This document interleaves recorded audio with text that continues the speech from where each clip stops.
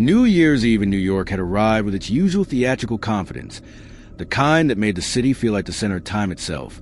And in Brooklyn, the cold clung to brick walls and fire escapes while the streets below pulsed with horns, laughter, and distant music spilling from bars and apartments. And Emily stood near the tall, narrow window of fourth-floor walk-up, watching the glow of fireworks testing the sky early as if the night were impatient to begin, her breath fogging the glass, while behind her the old apartment creaked in a way that felt less like settling wood and more like a throat clearing itself. The place had character, her friend said, which was a polite way of acknowledging the peeling paint, the uneven floors, and the faint smell of something burnt that never quite went away, no matter how many candles they lit. And tonight those candles were everywhere, balanced on radiators and shelves, their flames bending slightly as if disturbed by a breeze that no one could feel. Emily had rented the apartment only 2 months earlier because it was cheap and close to the subway, and because the landlord had shrugged when she asked about the building's history, saying only that it was old New York, a phrase that sounded charming until you learned often meant forgotten. And tonight she had invited her 3 closest friends, Jake, Lauren, and Marcus, to welcome the new year together, a small gathering by choice, because after a long, exhausting year, she wanted something quieter, something grounded, something that felt safe. Jake lounged on the couch, scrolling through his phone, occasionally reading out loud dramatic headlines about New Year's resolutions gone wrong. Lauren arranged plastic cups into neat rows on the kitchen counter with the seriousness of someone staging a ritual rather than a party, and Marcus examined the apartment with open curiosity, running his fingers along the exposed brick wall and commenting on how places like this always look better in horror movies than in real life. A joke that earned a half laugh from everyone except Emily, who felt a brief, irrational chill at his words. Earlier that evening, while unpacking bags of snacks and cheap champagne, Marcus had mentioned, casually, almost proudly, that he looked up the building online, discovering that it used to be a hotel in the late 1920s, popular with travelers passing through the city, until a fire broke out during a winter storm in 1929, trapping several guests inside. And although official records were vague about the death count, local forums were not, filled with stories of missing people, unexplained, renovations, and tenants who moved out suddenly. And though Lauren had rolled her eyes and Jake had laughed it off, Emily had noticed how the apartment seemed to grow quieter as Marcus spoke, as if listening. Now, with less than 15 minutes to midnight, the conversation drifted between memories of the past year, jobs lost and found, relationships that ended without proper goodbyes, plans postponed again and again, and hopeful promises for the next one. And Emily tried to focus on the warmth of friendship filling the room, the familiar cadence of voices she trusted, telling herself that the unease she felt was nothing more than nerves and nostalgia colliding under the weight of a symbolic date. Outside, sirens wailed faintly, blending into the city celebration like an off-key instrument that no one bothered to tune, and somewhere below, a group of strangers began chanting an early countdown, their voices rising to the building's stairwell and echoing a way that made the walls vibrate ever so slightly. And Emily noticed then that the old grandfather clock mounted near the hallway, something she had assumed was decorative and broken, had begun to tick slowly and deliberately, despite the fact that she had never wound it, each tick stretching a little too long, as if measuring something more than seconds. She asked the others if they heard it, but Jake shook his head, Lauren smiled distractedly, and Marcus joked that it was probably the ghost of New York past getting ready for another year. And although they laughed, Emily found herself watching the clock, its yellowed face glowing softly in the candlelight, its hands inching closer to midnight with an almost stubborn resolve. The apartment felt warmer now, despite the radiator being turned low, and Emily slipped off her sweater, unaware that the faint smell of smoke had grown just a little stronger, weaving itself into the air like a memory that refused to stay buried. And as the minutes slipped away, a strange sense of anticipation settled over the room, heavier than excitement, quieter than fear, something ancient and patient, as though the building itself had been counting down for decades, waiting for the moment when laughter, time, and fire would once again meet under the promise of a new year. As the clock crept closer to midnight, the atmosphere inside the apartment subtly but unmistakably shifted, like a familiar song suddenly changing key, and Emily felt at first as a pressure behind her ears, the kind you get when an elevator moves too fast, while Jake complained his phone signal had dropped to 0 bars despite the Wi-Fi router blinking confidently in the corner. And Lauren frowned at the kitchen lights as they flickered once, then steadied, dismissing it as old wiring, though the explanation felt thin even to her. Marcus, who had been half-jokingly filming short clips for his social media story, stopped recording when his screen froze and then went black, the battery draining from 80% to nothing in a matter of seconds, and he laughed uneasily, saying the place was definitely haunted now, but his voice lacked conviction. At exactly 11:58 p.m., without warning or drama, the power went out completely, plunging the apartment into darkness so sudden and absolute that it felt physical, like a blindfold pulled tight, and the city noise outside seemed to surge in contrast. Fireworks cracking early, distant cheers, music thumping through walls, while inside the apartment an unnatural silence settled, broken only by the slow, deliberate ticking of the grandfather clock, which was now impossibly loud, each tick echoing as if the room were hollow. Someone cursed softly, and Emily fumbled for her phone, its screen lighting up her face in a pale blue glow that revealed how tense everyone had become, shadows stretching across the walls in distorted shapes that seemed to move when she wasn't looking directly at them. And that was when her phone vibrated with a notification she hadn't expected. The message appeared without a sound, from a sender labeled simply as unknown, and for a moment Emily hesitated before opening it, a sense of dread blooming in her chest for reasons she couldn't explain. And when she finally did, the words felt less like text and more like a voice whispering directly into her mind. "Happy New Year, Emily. You shouldn't be here."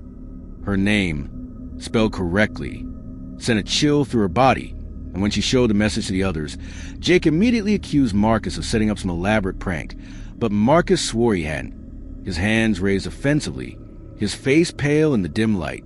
Before anyone could argue further, a sound cut through the room, slow, heavy footsteps, not coming from the hallway or the apartment above, but from inside the walls themselves, as if someone were walking to the narrow spaces between brick and plaster, pacing deliberately, testing the structure, and Lauren back away from the wall instinctively, whispering that this wasn't funny anymore.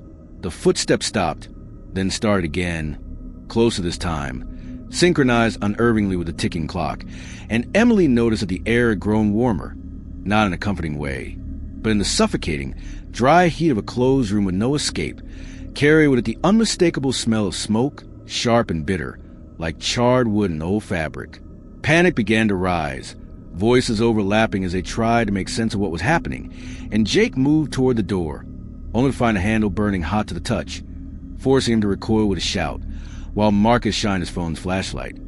Somehow briefly revived, along the walls, revealing faint scorch marks beneath layers of paint, shapes that looked disturbingly like handprints reaching upward.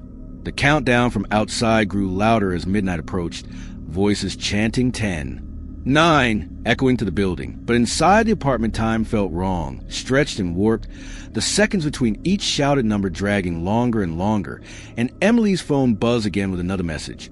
It starts at 11:58. It always does. Her hands trembled as she read it aloud, the realization dawning slowly and horribly that this wasn't random, that the building wasn't reacting to them. It was following a schedule.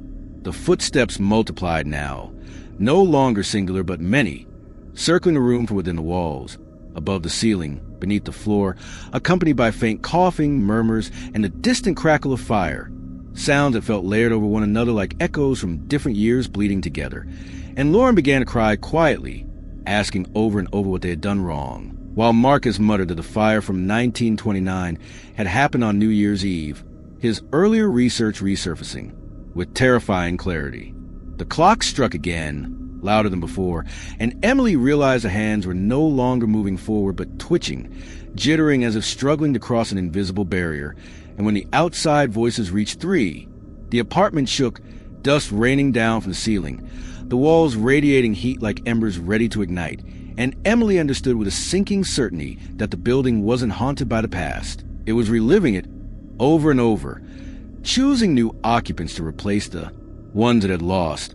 And as the final seconds approached, the darkness seemed to press closer, alive and hungry, waiting patiently for midnight to claim what was owed. When the city outside roared its way into midnight, Fireworks exploding like controlled chaos against a winter sky, and thousands of voices screaming Happy New Year in drunken harmony. The apartment answered with silence, so deep it felt like the absence of sound itself. And in that hollow moment, the light snapped back on all at once, harsh and white, revealing a room that was both familiar and profoundly wrong. Because Emily stood alone in the center of it, her breath ragged, her ears ringing, her name still echoing in her own mind as she spun slowly in a full circle, calling out for Jake, for Lauren, for Marcus, her voice bouncing uselessly off walls that no longer seemed interested in returning it. The couch was empty, the cups on the counter untouched, the candles burned down to stubs that smoked weakly as if exhausted, and there were no signs of struggle, no open doors, no shattered glass, only the lingering heat and the smell of smoke, stronger now, undeniable, layered with something older, something human. Emily rushed to the door again, grabbing the handle despite her fear, and this time it was cool, deceptively normal, but when she pulled, it refused to budge, as though the frame itself had fused shut, and panic surged through her chest as she ran to windows, only to find them sealed tight, the glass clouded from the inside, reflecting her own face back at her, wide-eyed and streaked with soot she didn't remember getting on her skin. Her phone vibrated violently in her hand, nearly slipping from her grip, and when she looked down, she saw dozens of missed notifications that hadn't been there before, messages stacking rapidly from the same unknown sender, timestamps jumping backward and forward. 12 a.m., 11:59 p.m., 12:01 a.m., 19:30, until finally one message pushed itself to the top and stayed there, glowing brighter than the rest. They've gone. You're still here. Emily screamed, then a raw, broken sound that tore out her chest, and as if in response, the walls groaned, settling into a new configuration, the exposed brick darkening as scorch marks bloomed across it like ink spreading through paper, forming numbers that burned themselves into existence slowly, deliberately. 1929 to 1930, 2025. She stared at the final year, her year, understanding crashing over her in waves as memories that were not her own began to seep into her thoughts. Hotel rooms filled with laughter that turned to coughing, suitcases abandoned in hallways thick with smoke, hands pounding on doors that never opened, the same panic she felt now repeating itself across generations. Each new year resetting the cycle, replacing the loss of the living. The grandfather clock chimed softly, no longer ticking but breathing, its glass face reflecting shapes behind Emily that she was too afraid to turn around and confirm, and when she finally did, she saw them. Not fully, not clearly, but enough. Figures pressed into the walls like impressions left in wet cement, faces frozen in silent screams, eyes hollow and patient, watching her with something that might once have been hope. Her phone buzzed again, the final clarity arriving in a message that felt less like text and more like a verdict. Every new year, someone stays, so the building remembers. Emily's knees buckled and she collapsed to the floor, the warmth beneath her intensifying as if embers glowed just under the wood, and she realized with a detached, horrifying calm that the building wasn't cruel, not in the way humans were. It was faithful, loyal to its past, refusing to let itself forget the night it had burned alive. Outside, her absence went unnoticed as her friends' families sent unanswered messages and eventually filed missing person reports that joined dozens of others in city archives, cases that gathered dust and theories but no truth, while the apartment was quietly renovated once more, walls repainted, floors sanded, history smoothed over, and months later a new tenant would stand at the same window Emily once had, watching fireworks test the sky early, unaware of the extra shadow their reflection carried. As for Emily, time stopped mattering. Days and years blurred together until she felt herself thinning, stretching, becoming something woven into the space itself. Her voice joined the others in the walls, learning the rhythm of the countdown, waiting with them for the next 11:58. When the door would open, laughter would return, and the building would once again welcome the living home.